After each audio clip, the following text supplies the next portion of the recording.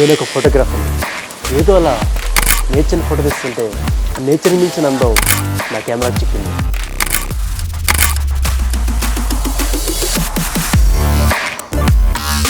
ఎంత అందంగా ఎలా పెట్టారండి.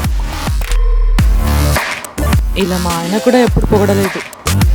ఇది పొగడత కాదు, ఇట్స్ ట్రూ.